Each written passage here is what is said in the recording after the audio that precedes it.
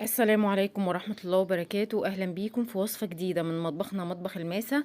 كل سنة وانتم طيبين. احنا في أيام العيد هنعمل مع بعض النهاردة فتة اللحمة على أصولها. نبدأ المقادير.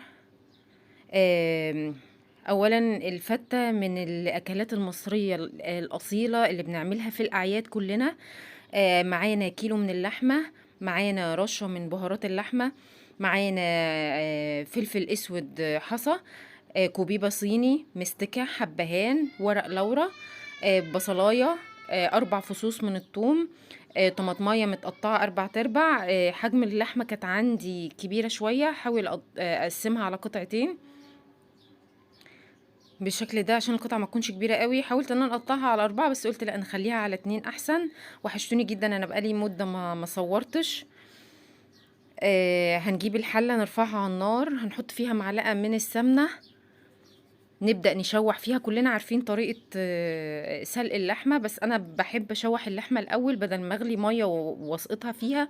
لا، أنا بحب أشوح اللحمة، بتدي ريحة حلوة جدا جدا للحوم عموما. هنسيبها لما تسخن ونبدأ ننزل. لازم يكون السمنة بتاعتنا سخنت، لأن لما نيجي ننزل اللحمة فيها لازم نقفل المسام بتاعتها، لازم نسمع تش بالشكل ده. بس طبعا لو فتح لكم الصوت هتسمعوا صوت اللحمة وهي بتنزل في السمنة. ونسيبها لما تاخد لون من الناحيتين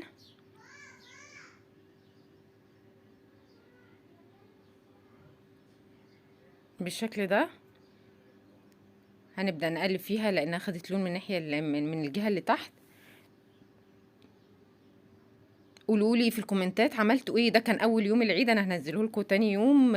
طبختوا ايه في اول يوم العيد. نزلنا بقى بكل البهارات بتاعتنا، البصل والثوم والبهارات اللحمة وورق اللورا والحبهان والمستكة والفلفل الحصى والكوبيبة الصيني. ونقلب كده ونشوح البهارات عشان تاخد اللحمة تاخد من ريحة البهارات. بتشمي بقى احلى ريحة هتشميها في التوقيت ده. بحب اسيبها على النار تتشوح براحتها حوالي 10 دقايق. هنبدأ الخطوة اللي بعد كده، هنجيب العيش بتاعنا، عيش بلدي، هنقطعه قطع صغيرة كده، وهبدأ احطه في صينية وادخله الفرن يتحمص بدون اي مادة دهنية. مش هحط عليه اي حاجة عشان يكون خفيف. هقطعه كله بالشكل ده وادخله الفرن. كده اللحمة بعد ما قعدت معانا حوالي 10 دقايق على النار تتشوح. والله مش هقول لكم على جمال ريحة اللحمة وهي بتتشوح في التوقيت ده، خصوصا لو لحمة كويسة كمان. جبت مية مغلية، لازم تكون مية مغلية عشان ما تأخريش التسوية، او تلاقي اللحمة بتشد معاكي وانت بتاكليها لو مية ساقعة. كده استوت معانا اللحمة. انا ما حطيتش الملح الا في الاخر، لان الملح بيأخر سوى اللحمة. هنبدأ نجهز بقى الخطوة اللي بعد كده عشان نجهز الفتة بتاعتنا كلها. رز، ده رز مصري غسلاه كويس وحط عليه المية بتاعته. الرز المصري كوباية الرز مع بتاخد كوباية مية، نزلنا عليها بالملح. هنبدأ نقلب ونسيب النار.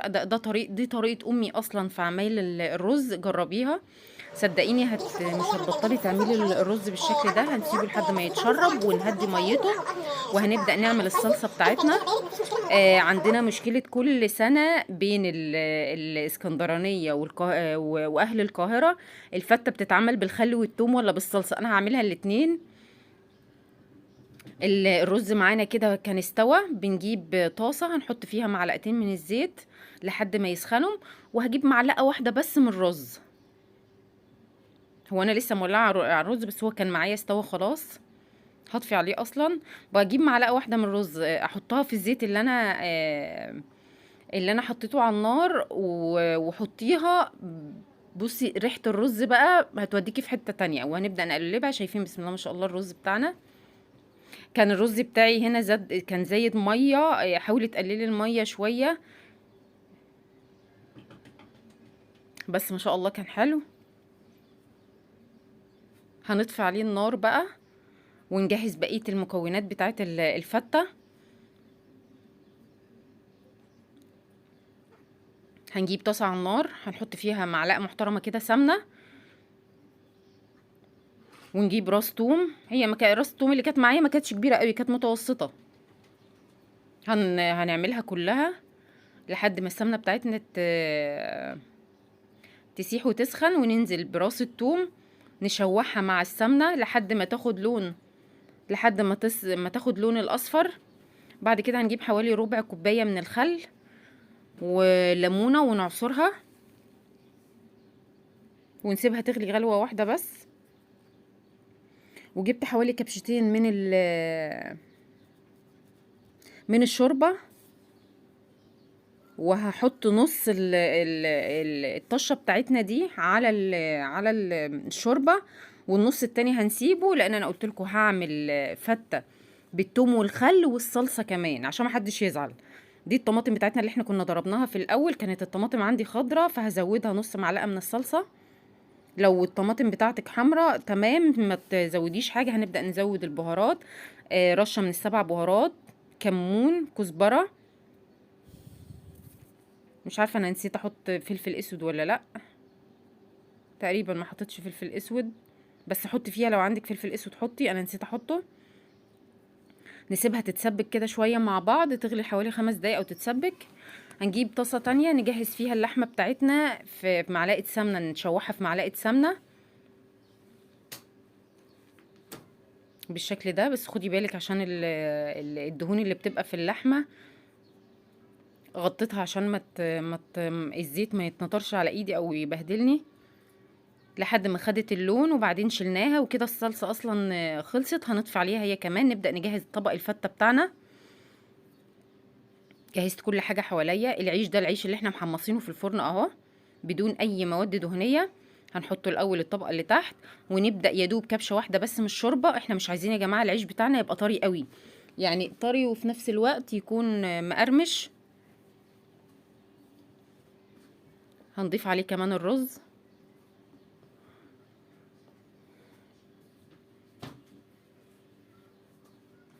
نحط برضو كبشة من الشوربة على الرز،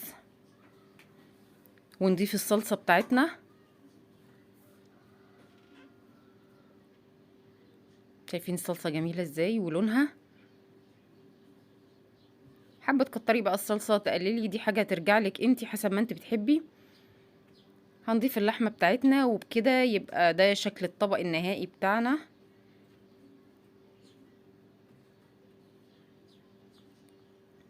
ده الشكل النهائي بتاع الطبق بتاعنا. جربيه وان شاء الله هيعجبكم. وبجد بجد طعمه كان حلو جدا. واستنوني في وصفة جديدة، وكل سنة وانتم طيبين، والسلام عليكم ورحمة الله وبركاته.